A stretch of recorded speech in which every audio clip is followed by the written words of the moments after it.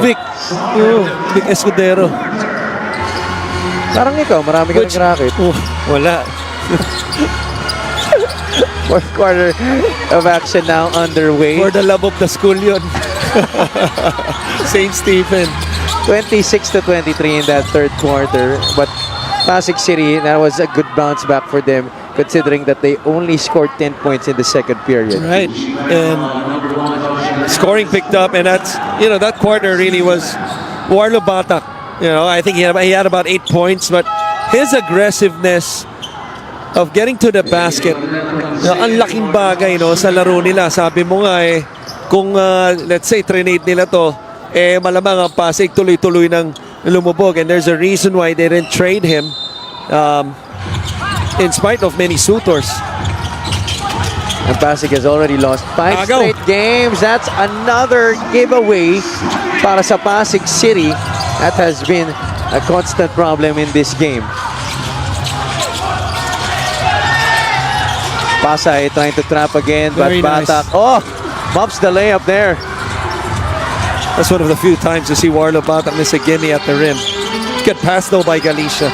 Parito will not go for the shot. Salenga passes up on it as well. Tabi, that's a tough angle to work with. The left-hand scoop will not work.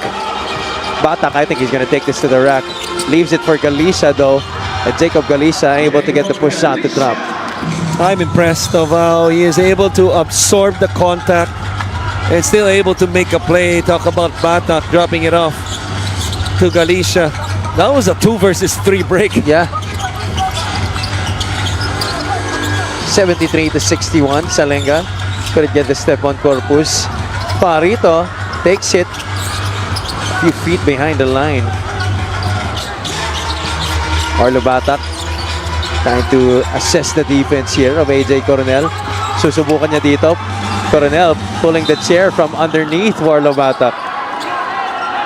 It's a good foul. But Pasay is contesting that Hilario, the fastest man on the floor, nauuna sa lahat. This is our assist of the game, brought to you by 1xBet, the title sponsor of the Mpbl. 1xBet, your choice, your victory. Feel more game with 1xBet. I wasn't kidding. He was the fastest man on that sprint, on that sequence from defense to offense. The students from Ames trying to egg on this Pasig City squad. 12 ang hinahabol nila dito. Pasay with the basketball. Coronel on to Tabi. Shot clock down to 10. Pajarito. This time an open look. Wala pa rin.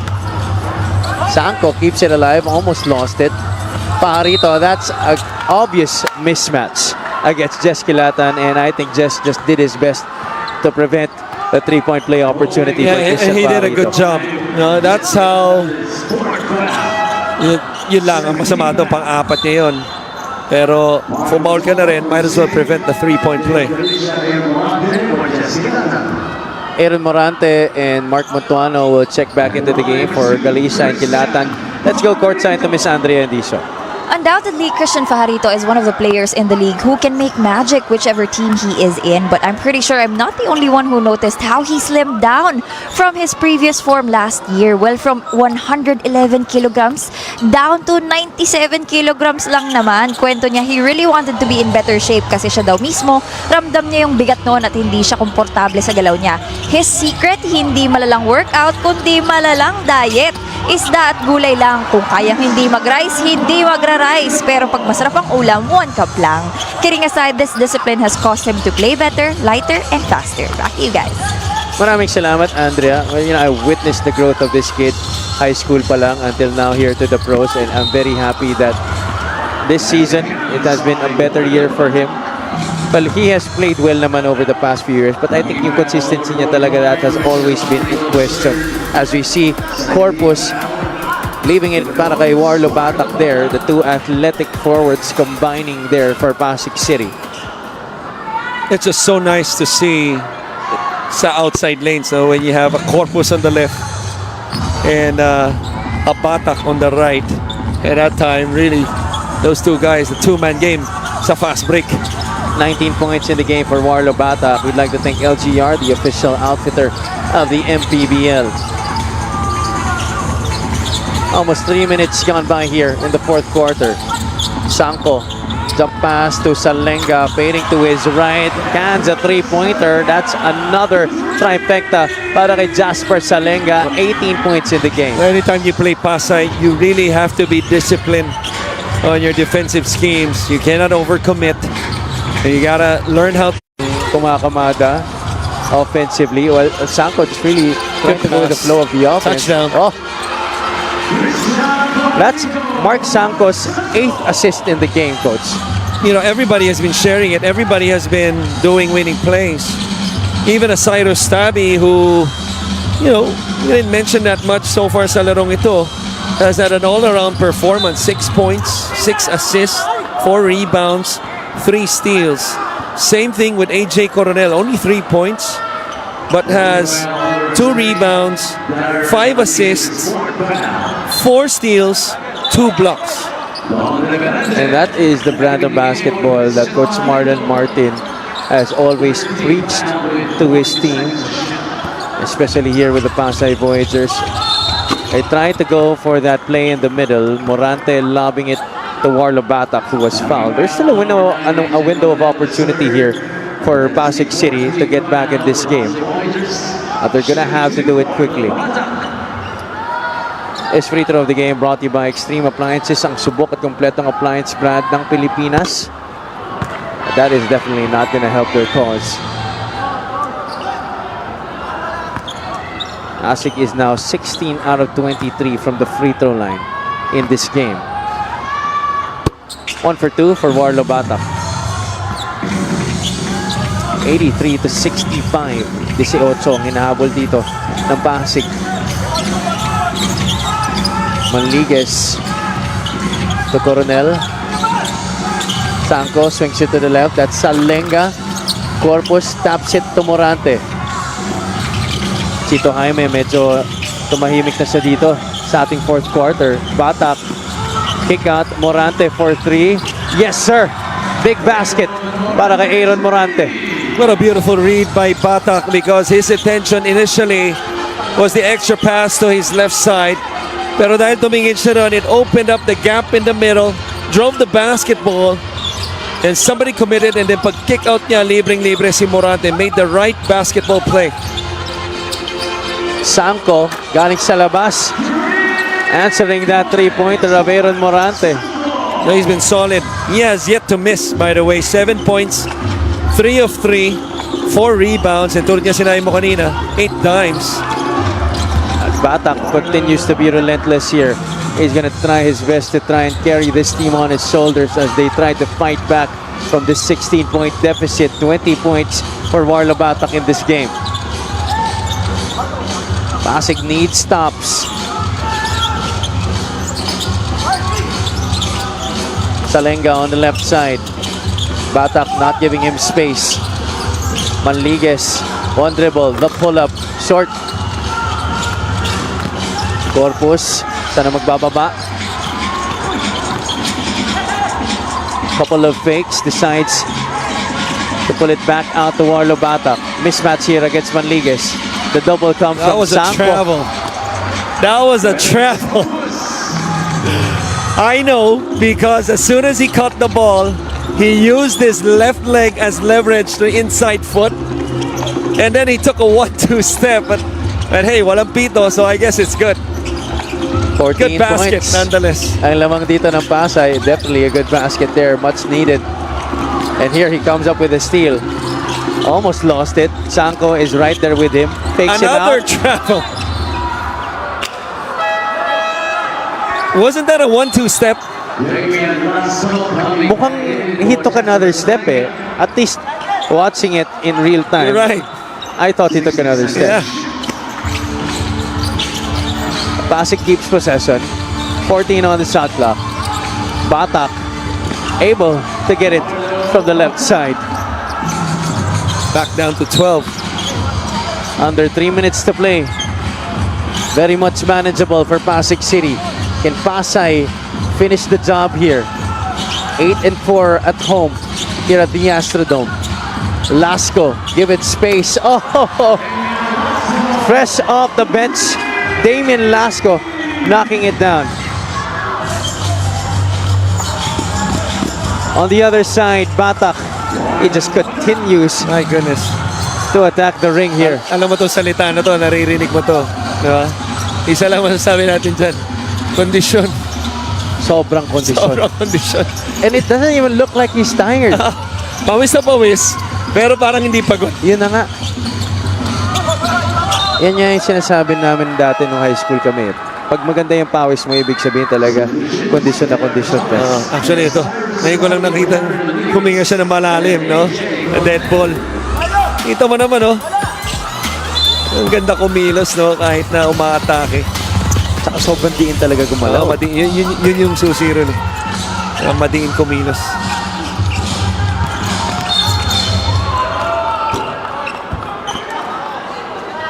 Foul laban kay Damien Lasco. Penalty na dito ang Pasay. Ito, medyo tumukod na si Nakita ko na. Warlo. Nakita ko na rin. It's a great effort Oh yeah. on his part. Whatever happens here, definitely a great effort. Just continuing to play and to play hard. Corpus knocks down the first, 89-77. Second one, rims out. Balik sa 12 ang Kalamangan. Offensive foul. Laban kay Don Reverente. Pero alam mo, tingin ko, because he handed the ball off with one hand. And then hindi nakuha. Sa tingin ko, pwede niyang kahit tapikin yun eh. Kasi hindi naman siya nag-gather ng dalawang kamay. Maybe kunin pa nga. Pero yung nangyari kasi dito. Right here. Yeah, there you no? go. He was preventing Morante from getting near the definitely an basketball. offensive foul. But my point is, kung kinuha hindi niya na kailangan gawin yon, tingin ko pwede niya pang kunin yung bola. But this obviously favors Pasig.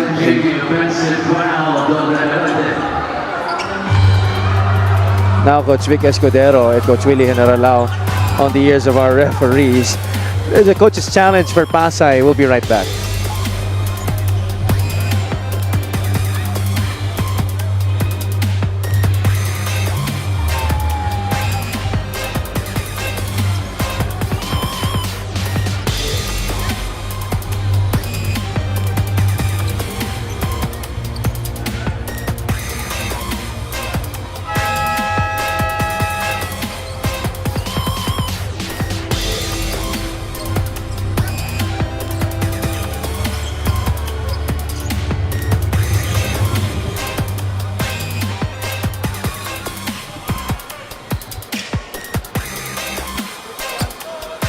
The Pasay Voyagers challenge was unsuccessful.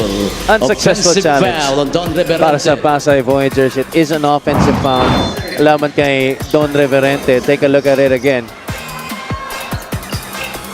There you see him preventing Morante from going near the basketball. So, Pasig will get possession here. Under 2 minutes to play dito sa laro na to. This is a must-score possession for Pasig City. Montuano fakes out the defense, lost it on the way up. Pasig wants a foul. That would have been a nice execution of the inbounds baseline. Lasco right now with the basketball. He'll try to go to his strong side. Batak keeping in step with him. Offensive foul rin ang may tatawag. Laban kay Damien Lasco. Still enough time to make a run, especially if Pasig makes a three here. Now using that offhand Lasco there. falls out? No? Yeah. Okay. Timeout lang. Timeout para sa Pasig City. 89-77. May oportunidad pa naman dito ang Pasig City. Let's see what they draw up after this break.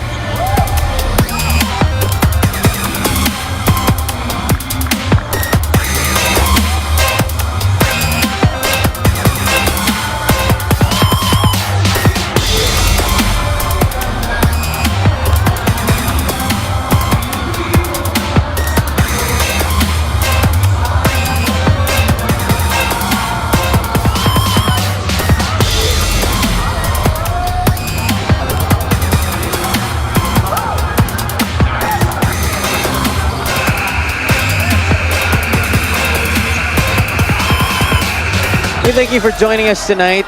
This is aming coverage for our Wednesday triple header. This is the Maharlika Pilipinas Basketball League, ang liga ng bawat Pilipino. Happy Palanya, joined by Coach Christian Luanzon. Miss Andrea Endisong is at courtside. Pasay looking prime to get win number 9 here at home in their 13th victory overall. And there you see Operations Head Emerson Oreta and Security Chief Rudy Distrito. Check out our special deal from 1xBet when you scan the QR code and claim your special offer. 14 on the shot clock here for Pasig City.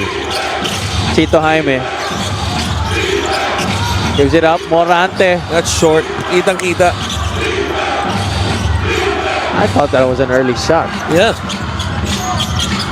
They did not need to rush for a 3. I mean, we mentioned them, maybe hitting a 3, but not necessarily taking one. Pwede naman mag-quick 2. Yun na nga eh. Chavez turns the corner. The kick out, Lasco. Now this could seal it.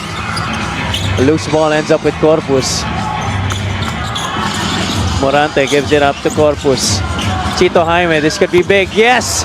Chito Jaime from downtown. A poor decision by Reverente. Situations like that, you want to force the dribble. Yeah. Especially kay Chito Jaime. Put the ball on the deck. 89-80. Pasay in the penalty. Pasig City with still a lot of fouls to give. Shot clock winding down here for the Voyagers. Lasco gives it up. No. Gives it away. Chito Jaime, he wants this. 3-pointer, wala. Loose ball picked up by Tabi, and Batak will foul him from behind. Not sure if that's gonna account for as a steal or a rebound kay Tabi, but if it's a steal, that's his 4th one, which ties a game high kanyang kasama na si Coronel, 4 na agaw rin.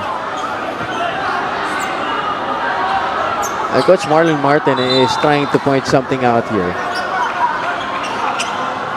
Wala pa naman sa penalty kasi ang Pasig City, kaya I think sinasabi niya same play. Sideline throw-in lamang dito para sa Pasay, but this is already in their bag. 89-80. 18 seconds left in this game. Pasig, once again, they showed us some good fight here, Coach. They did, but the thing is, at one point, you gotta tell yourself, a good fight is not enough. Yeah. But I will say, considering their team situation, you have to be impressed that they're still fighting, to your point.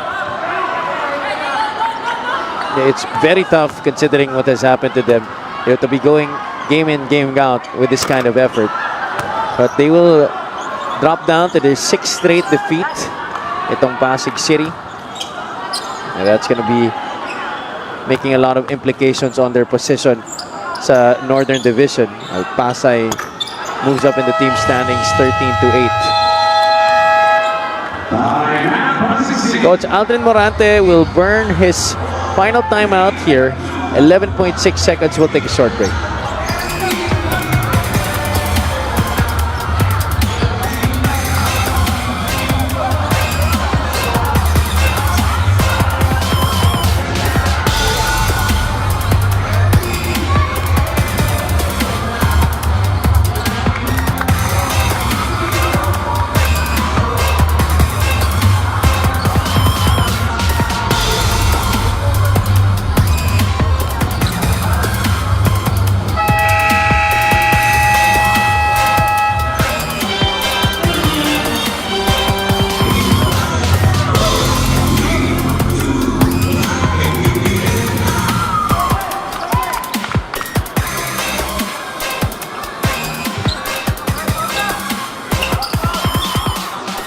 Damien Lasco, the Pasay Voyagers, already with this game in the bag. 11.6 seconds, so at Pasig will try to get one good final play here.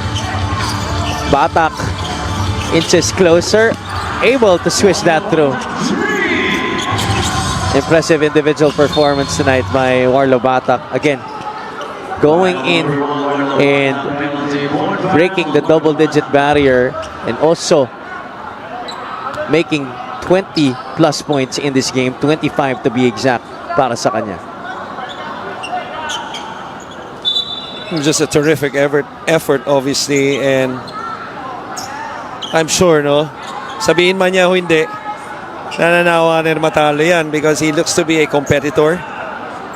No? And kita mo yung pagod sa kanya. Okay, may extra pa rito. There's a technical call laban sa Pasig.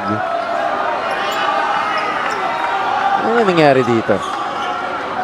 Ako, sabihin ko sa'yo kung ano nangyari. Pinansin pa nila. Yun ang nangyari. Obviously, a lot of frustration on the side of Pasig City. And there you see, Boss Buddy and Coronado. Unless it was something glaring, obvious, something that the whole gym heard. Warning on Pasig cursing, City, whatever. Warlo Batak for violating the uniform protocol. My goodness. Wow, at this point,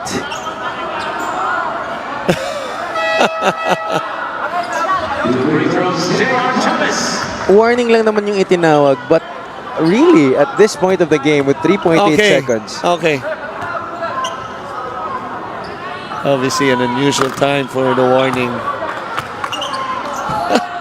Sino yung sa uniform eh? Si Warlo ba? Si Warlo daw. Okay. After playing, he's playing over 29 minutes. yeah, almost 30 minutes. Chavez hits the second free throw. Jaime from half court. That's no good, and that's gonna do it.